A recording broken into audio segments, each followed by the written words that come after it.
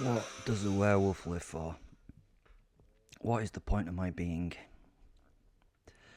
I've been away from home for a long while on my journeys into the north of Scotland. The surfing and the snow sports were fun, and I've had a young distraction on the way home, a little lady called Sally. You may have listened to the podcast on my little excitement with the hitchhiker. Please do. I almost cared for someone. Yeah, you heard that right. Almost cared. It all ended badly, so now I've returned to the ordinary things in my life. I've returned to Manchester, back to my lovely art studio. Well, I call them ordinary, but I suppose they're pretty extraordinary, really. Malcolm, who hopefully you've met, is waiting for me in my private garage. Yet again, there's another podcast you can listen to about my mate Malcolm. I'd messaged ahead, and he's going to help me bring up the meat from the defender's boot to the freezers above. I can only keep fresh meat for so long, and do you know what? I can't really have too many locals in this area disappear. If too many persons become missing persons, then the police do all that detectoring business and may find me by, what is it, like triangulating shit and finding patterns. I've seen the TV shows, and that's how cunts get caught. It's almost impossible to catch someone killing someone they do not know without a motive. Honestly, try it. Kill a random stranger somewhere in the wild. Obviously, you've got to take some responsibility to hide your actions. I find it gets complicated if you're somewhat flagrant in your manner of murder. Then just walk away. It is incredibly unlikely that you'll get caught. So I have to do my work so they never find patterns or reasons for my killing. Murdering kind of rarely tends to be a personal thing. It tends to be them in the right place at the wrong time in the majority of cases. So I tend to store and freeze meat so that I can eat it all the time round without always harvesting from the local area fresh.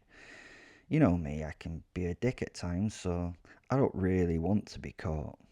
Unless I want to. I like Malcolm. Well, again, like is a strong word. I can tolerate him, which is about as close to like as I can get. He's my henchman. I introduced you to him in the episode past. Malcolm is a study into himself and an outstanding work of art as a human being. We lugged the meat into the elevator at the end of the car park. Venison and other meats were on the little handcart that brought the flesh from the vehicle to the large service elevator that serviced the various floors of my converted warehouse. "How were your adventures up north, boss?" asked Malcolm. Well, the surf was high at Brimsness. Really nice barrels off the left-hand side of the reef. Snow was okay-ish at Aviemore, you know what Scotland's like. The herds there were big, the people were stupid, and the hunting was fun, I told him. Succinct, but factual. "Anything else happened of any significance, sir? You've been away for a significant length of time, so I would think that something significant happened."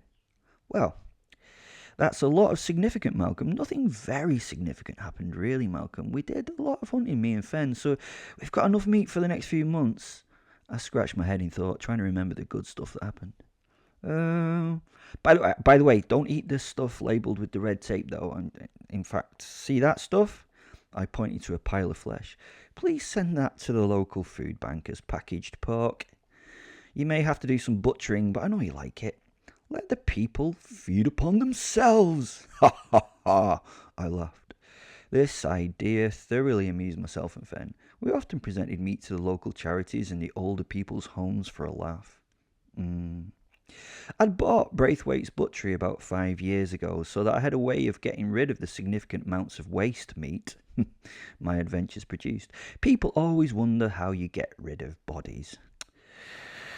They bury them or do something stupid like feed them to pigs. They've never thought about laundering the bodies like you would dirty cash.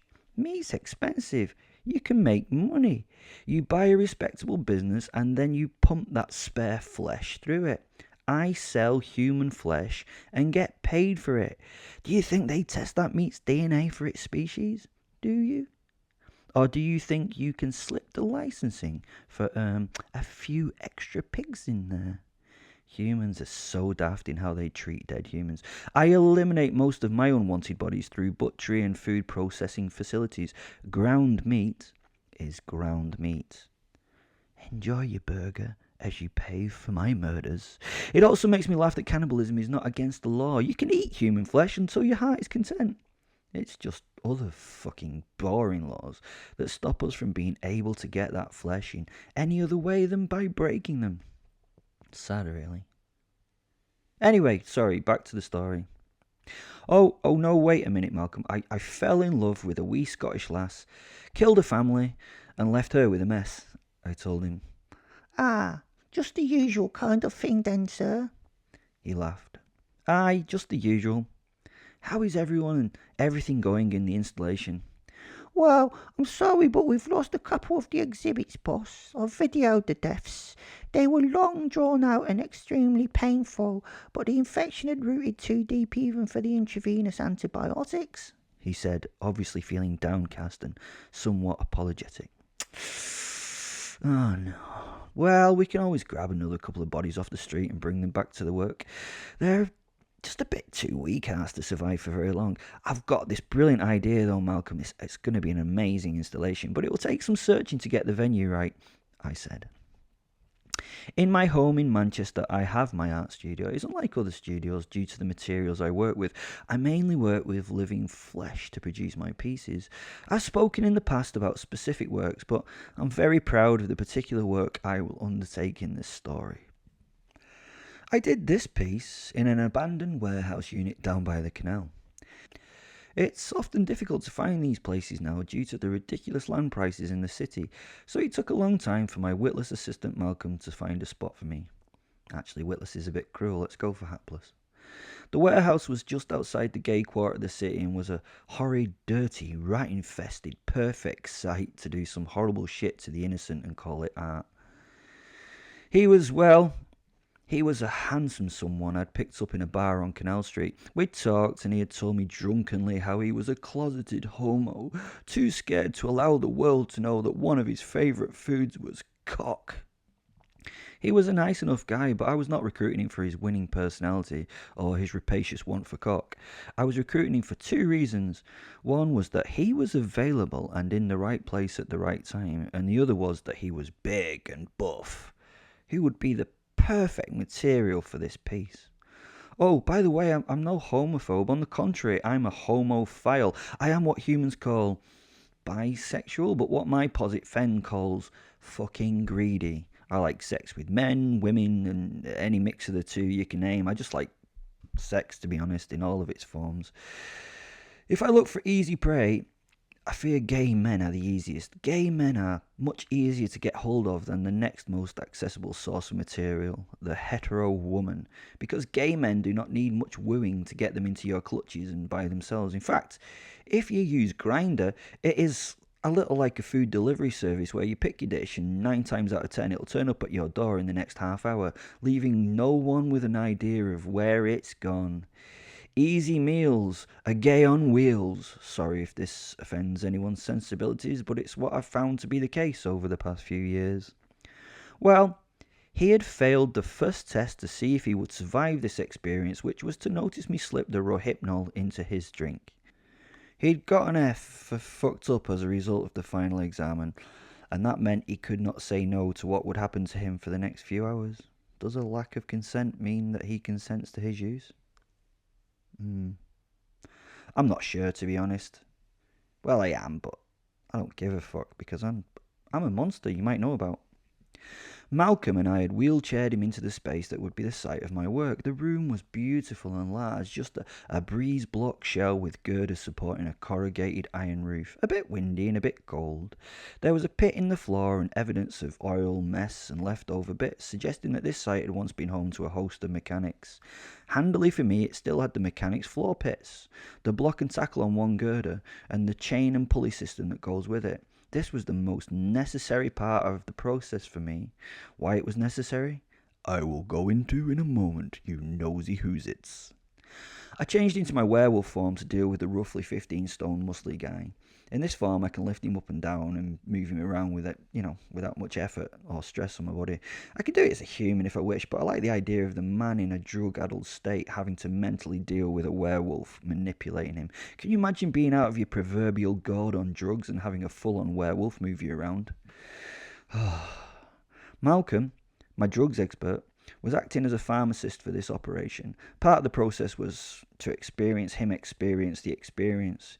Malcolm would be putting together a wee Molotov cocktail of drugs to make the man a little more amenable and lucid to the horror that would happen to him. The chemical mix was that of lignocaine and ketamine.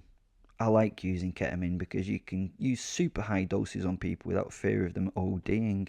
I know it sounds strange that you can't OD on a veterinary painkiller, but for some reason you can't. A lignocaine would mean the early stages of the event would be done with little involvement from the human. I would wait until the pharmaceuticals had worn off slightly before letting the true torture begin. Otherwise, it would be like wearing a jacket indoors before going out. He wouldn't feel the benefit. He dangled by his wrists from the chain. He was about 4 feet above the pit. The block and tackle meant I could easily lift him up and down, changing his height from the floor as necessary. His feet hung near the floor and were untied. Only his wrists were a point of restraint, and I had made those restraints as comfortable as possible so that he would not feel any considerable discomfort from hanging from them. I wanted all the hurt to be found elsewhere. He had the drugs administered and had unfortunately puked on himself as he hung naked from the chain. Luckily, we could lower him again and sluice him off so he looked okay for the cameras. We always want the best quality footage for our viewers. I sat impatiently on the pit's edge, still in my were form, ready to light the thin layer of petrol covering the charcoal in the bottom of the pit. Malcolm stood furtively, picking his acne and then flicking those pickings into the pit. He looked a proper psycho in those thick bottom glasses, hideous sandals and socks. He was as excited as I was to see how this would go. He was really developing a delightfully dark sadistic side and learning to lack the guilt for it that he would have had in the past and used to castigate himself with. The man came back to consciousness, not with an abrupt start, but with a long, thin whine. He slowly opened his eyes and saw me sitting as my werewolf at the pit's edge. He must have thought that he was still dreaming, as he did not seem to question the fact that an 8-foot wolfman was sitting there looking at him while swinging its legs. He glanced away from me as he realised he was in pain for some reason and looked up at his bound wrists with a bit of a look of puzzlement. His shoulders must have been in some agony by now, as he had been hanging there for a good while. I think he was still in a state of disbelief, as he just gave the chain a brief wiggle and laughed. The ketamine must be good shit if this was the result. He spotted Malcolm, who looked like the parody of a man and must have been quite impossible to believe existed as an actual human when not off your face on A-class drugs. The man smacked his lips. "Water," he said with a cracked voice. Weird. No request for escape, but a request for water. Well, that was easy enough. I nodded at Malcolm and he dipped a mop in the water and pushed it to the man's lips. The man suckled on the mop, making happy sounds as he slurped. Well, this was an unexpected outcome. I expected him to panic and freak out on waking, but he seemed a little muzzy and thirsty. Once he had his fill of water, the mop was removed and again I stood before him. He looked at me, then up at his hands, then back at me, and just fucking giggled. Well, great art always has its strange paths, so I continued the plan I'd set out for this day. I pointed down at the charcoal when his bleary eyes noticed me again. I kept pointing down until he looked where I was indicating at the charcoal briquettes, and then raised his eyes back to mine. He was dealing well with everything that was going on. I mean, he was hung from a ceiling naked in front of a monster over what looked like a giant barbecue, and he didn't seem to give a shit. You're a doggy?" he said, looking at me. Somewhat imprecise, but I could accept the general overall feeling of the situation. I nodded. You're a big human doggy," he stated and questioned at the same time. I nodded again. He smiled and laughed. I lifted my hand so he could follow it. I had a small firelighter clutched in my claw, and I presented it to Malcolm, who lit the little block with a tremendous ceremony. Honestly, it was like a miniature lighting of the Olympic torch. The flame leapt onto the block and I lifted it above my head where the big man could see it. I then tossed it into the charcoal where it gave its flame to the petrol layer with a whoosh. The man had watched this whole process with a great level of interest. He observed the little brick fly through the air and land in the mass of fuel on the floor. The whoosh made him jump initially, but he watched intently as the petrol took light. Not a worry at all came upon his face. Oh, how it burned so merrily.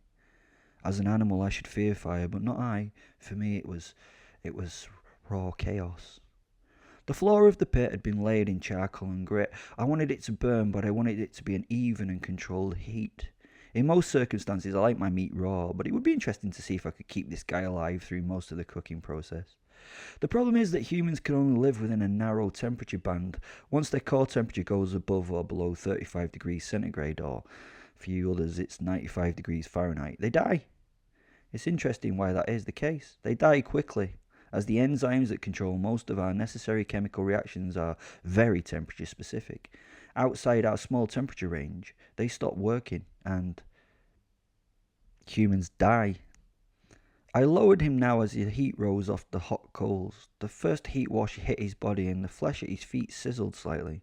He was too medicated to be overly affected by his initial burn, but I was sure that as things went on his body would alter, and that would change, especially as the pain built through the burning.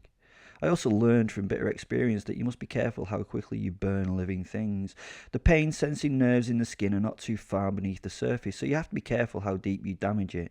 I know, I couldn't believe it either. If you burn through the skin layer, they no longer feel pain. It's fucking mad, eh? And also, no fun when it happens. I held him at a height where he just started slightly blistering at the feet. The first indication that something was wrong with the man was when he began to moan and lift his feet from the pit, trying to get them higher than the burn. This was entertaining in itself, as he would only be able to hold his feet in that manner bent at the hips for a short while, and then he would have to let them fall back to the original position. I had my eyes on a very accurate temperature readout app linked to the anal thermometer currently residing in the man's ass. As soon as the core temperature got higher than 35.5 Celsius, we would swing him from above the pit and then dip him and douse him in cold water until that temperature fell back to 35. This, I've got to admit, was all experimental, so I didn't know how it would work. But sometimes you have to try a thing many times before you get it right, don't you find? The smell of burning hair became prevalent to my super-sensitive scenting smell sense. I then got a hint of the gently roasting flesh. His feet were starting to cook. He began to scream in intense agony as his skin blistered and crackled. Malcolm could just be heard giggling over the sound of the man's agony. I had redirected Malcolm's lust for children into a sadistic beast who took joy in real sensations given off by someone at the end. I loved it when he was enjoying himself, but he would have to pay more attention so that he didn't die too quickly. He lifted the man from the heat, and the man continued to scream as the burns that had been made still wrecked his mind and body.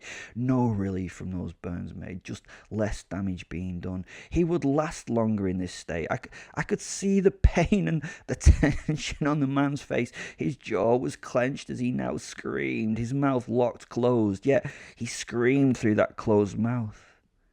The choked sound became more and more intense. It built and built until the point of orgasm as he crushed his own teeth from the pressure he generated with his jaws. More pain, more pain. The coward then passed out, trying to escape the pain. "No!" I yelled, pointing at Malcolm. "No!" The body was swung and dunked into the water. As the body entered the cold liquid, he came back to us. Shock racked him. The mouth and abused O was open, and I could see the bloody maw of broken wreckage that was once teeth. Oh, the thrill that buzzed through my body, the joy at the torment the man felt. The hair on the back of my hairy neck rose as he suffered. It was truly beautiful. Once the man was back in our world of hurt, Malcolm swung him once more over the heated pit of fun. He still had enough focus left to look down at the pit and coals and recognise it as the source of his torment. I was now clapping and cheering in my wolfy vocals as the man was lowered over the pit again. How long would he last? He could not keep this up for long. He would soon die of too much. What do I mean by that? The experience, well, that it was just too much sensation, too much horror, just too much for him.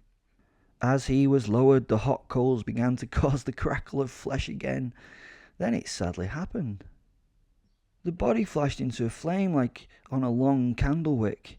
It went up from the feet to the head in a roaring torrent of fire. Burning liquid fat flew in all directions as that body on the chain shook and writhed at its rattling fixing.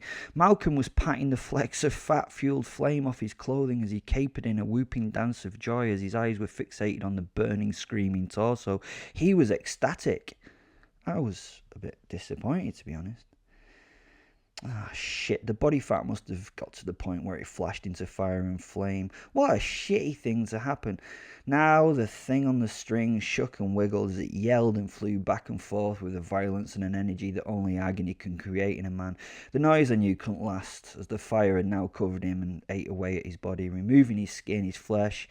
His lungs would be scalded and burned, his lips would be gone, and with all an inability to inhale due to the loss and damage of burning tissues.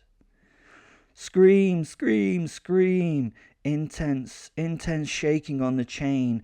This was beautiful, I suppose, and I'd had to wipe a tear of joy from my eye. The vision before me was, well, to be honest, it was flawless in this moment, but it was fleeting. Dripping flames fell into the pit. They were falling from the toes of the man. The image was hypnotizing. I closed my eyes and raised my head to the room's ceiling. In my head, I could feel the fire run over the surface of my own flesh. I could feel the feedback to my senses, calm as the pain reduced, as all was taken away from him, as those pain receptors were burnt away. The screams had less energy. There was less energy rattling that chain. Scream fades. The rattle leaves the coruscating chain, then stillness. The man is dead and hung still, although still alive with flame. The skin is blackened. Only now does my sense of smell really kick in. The stink is an intermediate between abhorrent and delightful. Burnt hair and freshly fried tender bites assail my nostrils. Fat is still dripping, crackling into the fire as it hisses away, then silence except for the roil of the charcoal. The flames wink out and die on the surface of the chained figure, leaving a black charcoal husk, its surface covered in a hardened black crust of burnt carbon. The hanging man now looks unreal, never human. It seems as though it was never a living being. He resembles a modelling clay man made by a child and left in the heat to morph and stretch. It's fucking beautiful. The face is all burnt and cracked. Lips are broken and lifted slightly from the teeth. Beautiful teeth that stand out in perfect shiny white contrast to the black matte carbon of the burnt flesh. His nose has melted to show the open nasal cavity with its bony septum. His eyes have sunk deep into the orbits. He looks as though he's trying to hide his eyes from my own. Can you imagine the pain as an eyelid is burnt away and that fire hits your eyes like a big pizza pie that's amore? Or would you have been blinded before? Lost the ability to sense the loss of your eyes before the eyelids were gone? Oh, the shivers that pass through my body. I'm lost in my imagination of the experience from his point of view. If I could only ask him about that experience he went through, get him to describe the sensations and how they changed over time.